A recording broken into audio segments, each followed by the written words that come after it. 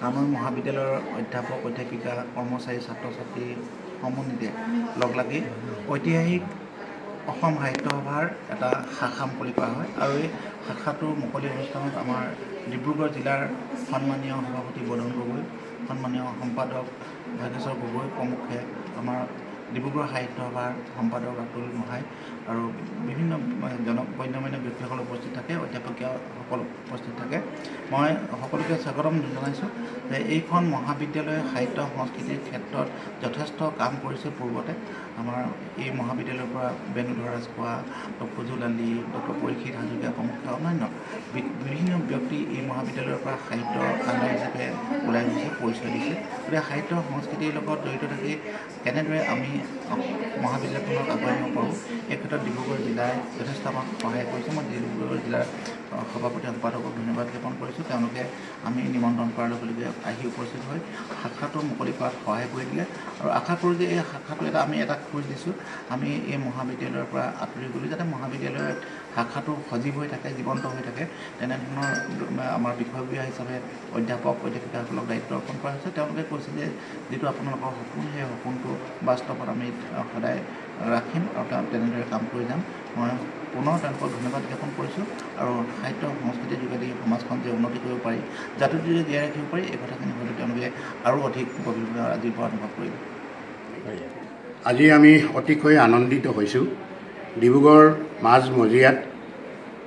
কানৈ মহাবিদ্যালয় আজি প্ৰায় ৮০ বছৰ অতিক্ৰম কৰাৰ পাছত এই মহাবিদ্যালয়ৰ অধ্যক্ষ ডক্টৰ শশীকান্ত শইকীয়াদেৱৰ তত্ত্বাৱধানত আজি এখন ডিব্ৰুগড় জিলা সাহিত্য সভাৰ শাখা সাহিত্য সভা গঠন হোৱাত আমি অতিকৈ আনন্দিত আৰু উৎসাহিত হৈছোঁ। আমি আশা ৰাখিছোঁ তেখেতৰ নেতৃত্বত এই শাখাখনে উন্নতি কৰিব আৰু আগলৈও অসমীয়া ভাষা সাহিত্য সংস্কৃতিৰ প্ৰতি যি আমাৰ কাম সেইখিনি কামত সহায়ক হ'ব আৰু ভাষা গৌৰৱৰ বিষয়ে আমি যি কওঁ সেইখিনিও যেন তেখেতে প্ৰতিফলিত কৰিব। সুখী হৈছোঁ একেদিনাই আৰু প্ৰথম অৱস্থাতেই 100জন সদস্যৰ দ্বাৰাই আজীৱন সদস্যৰ দ্বাৰাই এখন শাখা গঠন কৰা আৰু যাক আমি শতদল শাখা হিচাপে স্বীকৃতি দিওঁ। কিন্তু প্ৰথম অৱস্থাতেই যি হৈছে তাৰ কাৰণে তেখেতক মই আন্তৰিক ধন্যবাদ আৰু শুভেচ্ছা জ্ঞাপন কৰিছোঁ আৰু মহাবিদ্যালয়খনৰ আৰু উন্নতি হওক, এয়াই মই কামনা কৰিছোঁ। সাহিত্য সভাৰ সদাৰ সভাপতি আৰু সম্পাদকে প্ৰমুখ কৰি যিসকল বিষয়ববীয়া নতুনকৈ দায়িত্ব লাভ কৰিছে, নিৰ্বাচিত কৰিছে, সকলোলৈকে ডিব্ৰুগড় সাহিত্য সভাৰ তৰফৰ পৰা আন্তৰিকতাৰে শুভেচ্ছা জ্ঞাপন কৰিছোঁ, অভিনন্দন জ্ঞাপন কৰিছোঁ। এখন মহাবিদ্যালয়ৰ এটা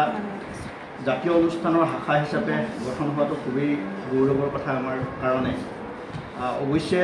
ইয়াৰ পূৰ্বে ছাৰ হয়তো তেতিয়া ডিব্ৰু মহাবিদ্যালয়ত আছিল, তেতিয়াও ডিব্ৰু মহাবিদ্যালয়ত এটা শাখা মুকলি হৈছিল আমি জনামতে, কিন্তু সেই শাখাটো বৰ্তমান নাই, হয়তো তেওঁলোকে চলাই নিয়াৰ ক্ষেত্ৰত সফল হ'ব নোৱাৰিলে। কিন্তু আমি আশা কৰিছোঁ সাহিত্যৰ লগত জড়িত এগৰাকী ব্যক্তি হিচাপে কানৈ মহাবিদ্যালয়ত যিটো শাখা গঠন হৈছে,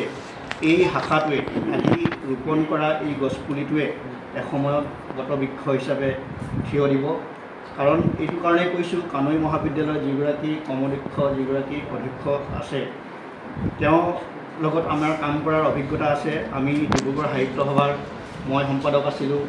বিগত কাৰ্যকালত তেখেত সভাপতি আছিল। গতিকে সাহিত্য সভাক আগুৱাই নিয়াৰ ক্ষেত্ৰত এখন আচলতে ঐতিহ্যপূৰ্ণ সাহিত্য সভা আছিল ডিব্ৰুগড় সাহিত্য সভা। 1893 চনতে গঠন হৈছিল সেইখন সাহিত্য সভা আৰু সেইখন সাহিত্য সভাৰ পৰা অসম সাহিত্য সভাৰ মজিয়ালৈ প্ৰায় 5জনকৈ পুৰোধা ব্যক্তি সভাপতিৰ আসনত অলংকৃত হৈছিল। গতিকে আমাৰ কাৰণে খুব গৌৰৱৰ কথা। আৰু সেই সাহিত্য সভাখন আগুৱাই নিয়াৰ ক্ষেত্ৰত আমি 32খন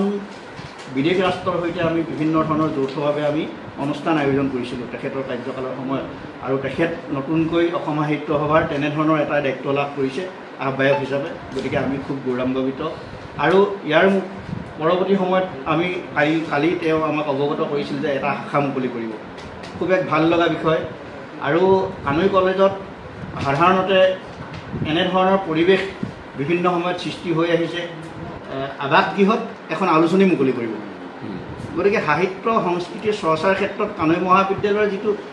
আমি দেখি আহিছোঁ দৈনিক সংবাদ পত্ৰত বা সংবাদ মাধ্যমত আমি দেখি আহিছোঁ তেওঁলোকৰ কেনেধৰণে পৰিৱেশ ৰচনা কৰিছে ছাত্ৰ ছাত্ৰীসকলে সাহিত্য বা সংস্কৃতিৰ প্ৰতি বা অন্যান্য শৈক্ষিক ক্ষেত্ৰতে হওক বা সাংস্কৃতিক ক্ষেত্ৰতে হওক বা ক্ৰীড়াৰ ক্ষেত্ৰতে হওক বা বিভিন্ন ধৰণৰ এনেকুৱা ধৰণৰ দায়বদ্ধতাৰে যিখিনি কাম অধ্যক্ষগৰাকীৰ নেতৃত্বত কৰি গৈছে আমি আচলতে শলাগ ল'বই লাগিব আৰু এটা ছাত্ৰীবাসৰ পৰা এখন আলোচনী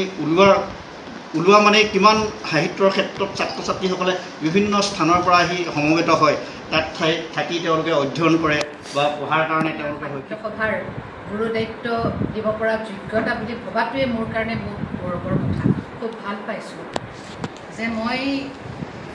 যদিও ইংৰাজী সাহিত্যৰ অধ্যাপিকা মোৰ কিন্তু অসমীয়া সাহিত্যৰ প্ৰতি যিটো দুৰ্বলতা সেইটো সকলোৱে জানে আৰু বিশেষকৈ খুব উদ্বিগ্ন হৈছোঁ যে আজি নতুন প্ৰজন্মৰ মাজত যিটো ভুল প্ৰচলন চলিছে সেইটোকে লৈ আমাৰ সকলোৱে আমি খুব উদ্বিগ্ন হৈছোঁ আৰু মই যদি ভাষা কোৱা শুদ্ধকৈ ক'বা ইংৰাজী ক'লেও শুদ্ধকৈ ক'বা হিন্দী ক'লেও শুদ্ধকৈ ক'বা অসমীয়া ক'লেও শুদ্ধকৈ ক'বা বঙালী ক'লেও শুদ্ধকৈ ক'বা এদিন মই আগতে আমি ৰেডিঅ'ত নাগামিজ নিউজ এই সময়ত আচলতে আমি সৰুতে হাঁহিবৰ কাৰণে কৈছিলোঁ যে কেনেকৈ কয় কথাখিনি সেইদিনা হঠাতে যেতিয়া গাড়ীত গৈ আছোঁ নাগামিজ নিউজ বাজি উঠিল কিন্তু আচৰিত ধৰণে মোৰ হাঁহি নুঠিলে কাৰণ আমাৰ নতুন প্ৰজন্মই তাতকৈও যে বেয়া ভাষা কৈ আহিছে গতিকে সেইটো মোৰ খুব গুৰুত্বপূৰ্ণ কথা আৰু মই ভাবোঁ যে মই যিমান পাৰোঁ চেষ্টা কৰিম যে আমাৰ নতুন প্ৰজন্মত আমি যাতে শুদ্ধ প্ৰচলনটো চলাব পাৰোঁ সেইটো কাৰণে মই অহোপ্ৰকাৰ্য চেষ্টা কৰিম যোৱা ডিচেম্বৰ মাহত মাকামৰ ওপৰত এখন মই ইণ্টাৰনেশ্যনেল ছেমিনাৰত একবাৰ প্ৰেজেণ্ট কৰিছোঁ সকলোৱে মোক পাছত লগ কৰি সুধিছে এই চাইনিজ মানুহখিনিৰ কথা যে আমি নাজানো অসমৰ এনেকুৱা এটা ঐতিহ্য আছে যাদৱপুৰ ইউনিভাৰ্চিটিত মই য়ছে দৰ্জে থংজেৰ সহকথা মানুহৰ বিষয়ে লিখি পেলাই তাতো মোক গোটেই মানুহে আচৰিত ধৰণে ঘেৰি ধৰিছে তাৰপিছত যে আপুনি এখন কেনেকুৱা ধৰণৰ পেপাৰ আমিতো নাজানো এনেকুৱা ধৰণৰ কথা এটা আৰু মই ভাবোঁ সেইটোৱে আমাৰ যোনখিনি আমাৰ বৌদ্ধিক আমি কৰ্মৰত হৈ আছোঁ বা এখন পৃথিৱীত আছোঁ আমাৰ সেইটো দায়িত্ব যে আমাৰ অসমীয়া সাহিত্যক বাহিৰলৈ বিশ্ব দৰবাৰত কি ধৰণে মানুহৰ মাজলৈ নিব পাৰোঁ আৰু সেইটো সম্ভৱ হ'ব আমাৰ অধ্যয়নৰ যোগেদি আৰু আমাৰ শুদ্ধ প্ৰচলনৰ যোগেদি গতিকে মই মোক খুব ভাল পাইছোঁ মোৰ লগতে আছে মোৰ সহকৰ্মী সম্পাদিকা হিচাপে পাইছোঁ নিতুমণি তেওঁলোকৰো মোৰ ভাল এটা তালমিল আছে গতিকে মই প্ৰতিজ্ঞা কৰিছোঁ যে মই চেষ্টা কৰি যাম যে কেনেকৈ নতুন প্ৰজন্মৰ মাজত এই ভাষাৰ আমাৰ ভাষাটো সংৰক্ষণ কৰিব পাৰোঁ আৰু ইয়াৰ শুদ্ধ প্ৰচলন কৰিব পাৰোঁ মই সম্পূৰ্ণ আন্তৰিকতাৰে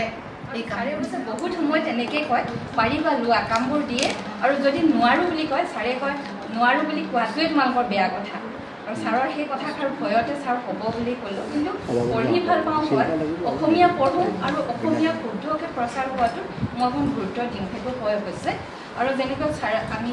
বাইদেউ ক'লে কথাখিনি যে খুব অশুদ্ধকৈ কৈ আছে অসমীয়া ভাষাটো আৰু তাৰোপৰি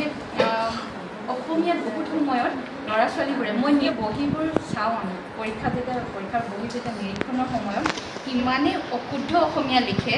আৰু সেই কথাটোৰ ওপৰত মই গুৰুত্ব দি দুখনকৈ মই অসমীয়াত কিতাপ লিখিছোঁ নৃত্যটোৰ ওপৰত অসমীয়াত কিতাপ নাই যাতে ল'ৰা ছোৱালীবোৰে পায় আৰু পায় আমাৰ বহুত ল'ৰা ছোৱালী অসমীয়া মিডিয়ামৰ পৰাও আহে তো তেওঁলোকে অসমীয়াটো ইংলিছত ডাইৰেক্ট গ'লে তেওঁলোকে বুজি নাপায় সেইটো কাৰণে আমি অসমীয়াৰ ওপৰত বেছি গুৰুত্ব দিওঁ যাতে অসমীয়াটো বুজি লওক লাগিলে ইংলিছতে লিখক তেওঁলোকে তেনেকুৱা ধৰণে আৰু কালি যিটো ছাৰে ক'লে যে প্ৰথমতে মোক কথাটো কোৱাৰ লগে লগে মই কৈছিলোঁ নাই নাই মই নোৱাৰোঁ মইতো সাহিত্য কাম একো নকৰোঁ খালি পঢ়িব পাৰোঁ বাৰু ছাৰে তেতিয়া ক'লে নহয় তুমি সাহিত্য কৰিব নালাগে নহয় আমাৰ ল'ৰা ছোৱালীবোৰক ওলাই আনিব লাগে আৰু আমাৰ শিক্ষকসকল যি সাহিত্যৰ কাম কৰি আছে তেওঁলোকক তুমি অকণমান আগবঢ়াই লৈ যাব লাগে যে দিছে দায়িত্বটো কৰিম বুলি ভাবিছোঁ আপোনালোকৰ সহায় সহযোগিতা লাগিব আৰু প্ৰতিটো দিশতে আপোনালোকে আমাক পথ প্ৰদৰ্শন কৰিব লাগিব কাৰণ কেলৈ আমি দুয়োগৰাকীয়ে যেতিয়া সাহিত্য সভাৰ এই মঞ্চত নতুন আহিছোঁ প্ৰথম আহিছোঁ সকলোকে ধন্যবাদ জনাইছোঁ আপোনালোকে এইখিনি আমাক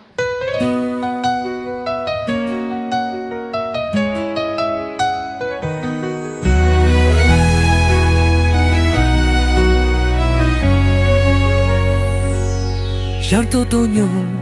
ফুলা চেলে কেউ কামইর বুকতাজি সাহিত্য খোৱাভাৰ শাখা মুকলি হ'ল হাঁহিম লাজি